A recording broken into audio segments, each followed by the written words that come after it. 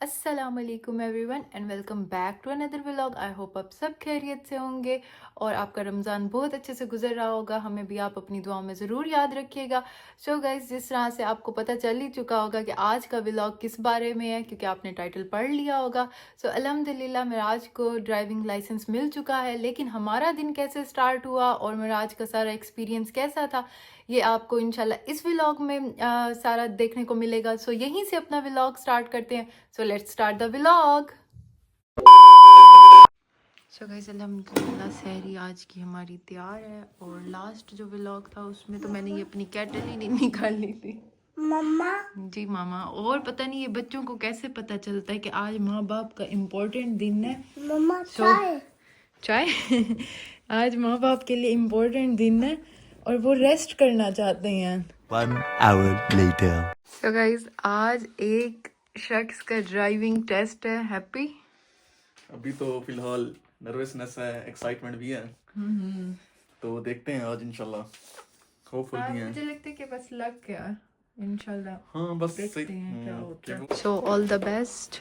अच्छा देना, आयतुल कुर्सी पढ़ लेना। हेलो मामा आप चलो, मैं आ रही हूँ। सो गाइस, अभी मुझे मिराज का मैसेज आया पास्ट और मैं अपनी खुशी की इंतहा नहीं बता सकती। अभी मैं कॉल कर रही हूँ लेकिन वो अटेंड नहीं कर रहे। मे बी वो बिजी होंगे, बट मैं इतनी खुश हूँ। लाइक अभी आया पास। 2 hours later. सो मिराज आ चुके हैं। अस्सलाम वालेकुम। बहुत मुबारक हो। ये आपके लिए बकलावा लाए हैं। Thank you so much. मैं तो फेल होता हूँ अच्छा तो, लेकिन फिर ना मैंने अच्छा, अफ्तारी का टाइम हो रहा है। ये मैं आपकी स्टोरी सुनती हूँ क्योंकि मैंने खाना बस रख लिया। आप चेंज करो, ठीक ये उधर टेबल पे रख दो ना, मैं आ रही हूँ। ओके सो गाइस, आज मैंने बनाए थे पकोड़े राइस के साथ, लेकिन पता नहीं मैं क्यों बनाती हूँ, किसी ने खाए ही नहीं। एक तो खाए थे और मेरा था कि राइस के साथ खा लेंगे, लेकिन नहीं खाए। और कोई बंदा आज लाइसेंस लेकर आया है। How are you feeling today? मैं उस वक्त तो समझ नहीं आई जब मैं पास हूँ, लेकिन अब एक्साइटमेंट फील हो रही है। उस वक्त थोड़ा सा मैं नर्वस था कि मतलब उसने कहा है ना कि तुम पास हो गए, मुझे समझ ही नहीं आई कि मैं पास हूँ या फेल हूँ। तुम्हारे साथ वो वकार से का वाला हुआ है क्या? मेरी सिलेक्शन हो गई है। क्योंकि 50 मिनट आप ड्राइव करके आए हो और उसके बाद उसने आपको फैसला देना कि आप पास हो या फेल हो। एक माइंड एक बना हुआ था ना कि फर्स्ट टाइम में लाजमी नहीं कि वो ना अक्सर सेकंड में क्लियर करते हैं, तो शौक शॉक था कि मतलब मैंने कहा ये कैसे हो गया।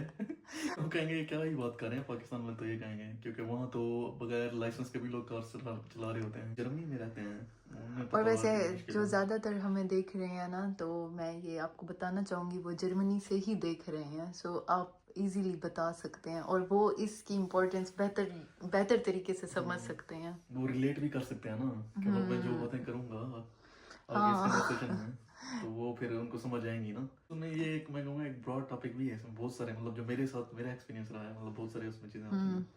अब नंबर 1 बात तो ये है कि मतलब कि जो आपका जिसमें आपने एडमिशन लिया है ड्राइविंग स्कूल, उसमें जो आपका वो इंस्ट्रक्टर है वो कैसा है, मतलब वो बड़ा मैटर करता है। क्योंकि इसमें 2 एग्जाम होते हैं, थ्योरी का फिर प्रैक्टिकल एग्जाम होता है। तो थ्योरी वो डायरेक्ट एग्जाम दे देते हैं और आपका दोनों ही फर्स्ट अटेम्प्ट पे क्लियर है।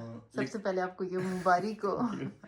इसमें ना 2-3 चीजें हैं कि मतलब इंस्ट्रक्टर आपका कैसा है, नंबर 2 कि जो जिस दिन एग्जाम है उस दिन आप कैसे सिचुएशन में हो, कि आप कूल एंड काम रहते हो कि नहीं रहते हो, कि मतलब वो डे आपका बड़ा मैटर करता है। और तीसरा है कि वो 50 मिनट्स होते हैं, उसमें कुछ भी हो सकता है। मतलब आप बेशक कूल एंड काम हो, कुछ ट्रैफिक सिचुएशन ऐसी डिफिकल्ट आ गई है कि आपको पता नहीं है कि उसको फर्स्ट टाइम आप देख रहे हो कैसे हैंडल। तो मिराज वैसे मिनिमम कितने लग जाते हैं पैसे?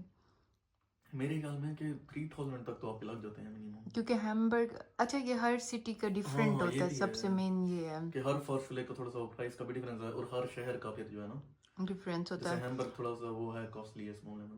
और अब अपने एग्जाम डे के बारे में हाँ बताओ। ये तो सारे अहम बातें वाले कर लेंगे हो गया। फिर एग्जाम डे के बाद के बारे में बात थी कि पहले मुझसे पहले भी एक एग्जाम था ना, वो भी मेरा ही इंस्ट्रक्टर था, तो वो पास करके आया ना, कि उसका तो हो गया पास।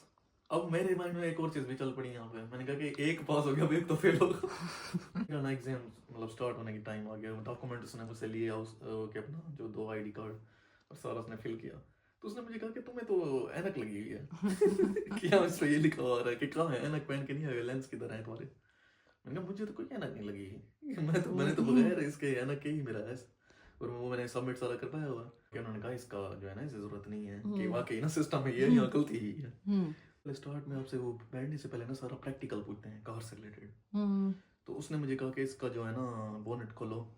हम्म तो उसमें से उसने पूछा कि भाई ठीक है तुम आ जाओ बैठो चलाओ। बस फिर कार उसके बाद हमने चलाई।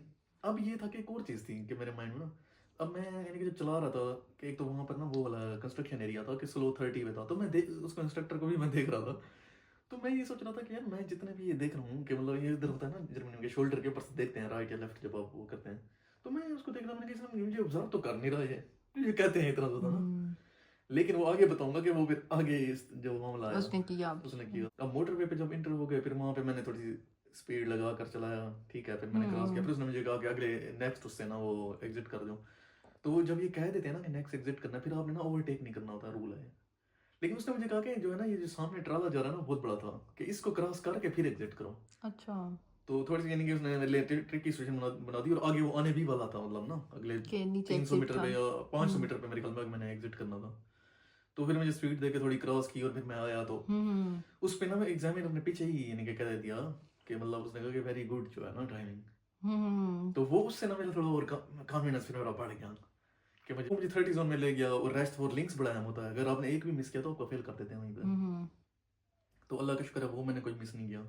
वो करते करते वो मुझे वापस ला रहा था, तो उसने कार ठहरी थी।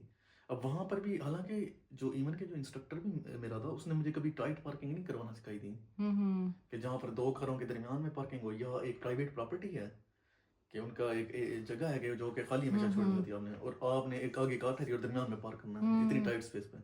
यूजली वो मुझे खुली स्पेसेस पे कराता था, और जब भी टाइट आती थी ना वो कहता था कार का वो यूज करो ऑटो पर ऑटो ना। एक तो जगह वो कार्व्ड थी जहाँ पे मतलब कि मेरे लिए थोड़ा यानी कि अब मैं कहूँगा ट्रिकी सिचुएशन थी मैं कहूँगा इसमें ना मेरा जो एक्सपीरियंस जो मेरा था ना पिछला पाकिस्तान वाला, उसने भी मुझे हेल्प की। वो इसलिए कि जब मैं जर्मनी में कार सीख रहा था, मैंने ये सारे सीखे थे रिवर्स पार्किंग, तो मैं आपको याद होगा जब मुल्तान गए थे बहुत तंग जगह थी। अभी जब हम लास्ट वेकेशंस पे थे तो मिराज वहां पर भी ट्राई मैंने करते रहते थे कहा आपने मुझे कहा कि ना ट्राई करो ना, मैंने कहा नहीं मैं जो वहाँ सीख कर आया यहाँ ट्राई करते हैं आज ना।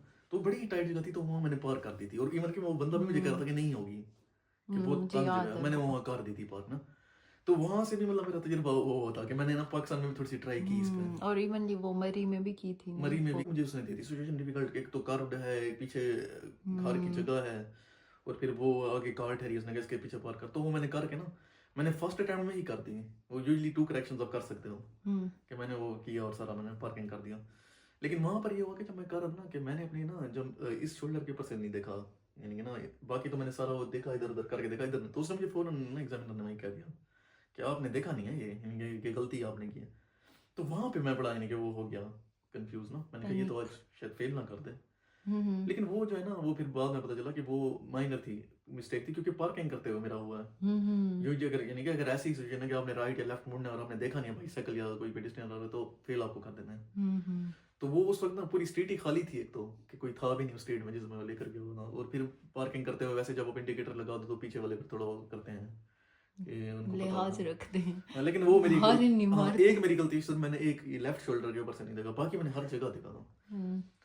तो बस उसके बाद मैं निकला तो मेरे माइंड में नेगेटिव थोड़ी थॉट्स आना शुरू हो गई, मैंने कहा यार ये तो गलती कर दी है कि शायद इस पे फेल, मुझे क्योंकि पता तो नहीं था। लाइक अब वो लूप में मैं जाना लूप में जाना स्टार्ट स्टार्ट हो गया। लेकिन ना वो फिर मुझे याद है कि मुझे मतलब अक्सर जो लोग मुझे सुना है वो कहते हैं कि फिर वो ना आपको फौरन कहते हैं कि जब उसको कहते हैं इंस्ट्रक्टर को कि जो है ना अब आप यहाँ से चलाओगे कि आप फेल हो गए हो, वहीं पे वो कह देते हैं।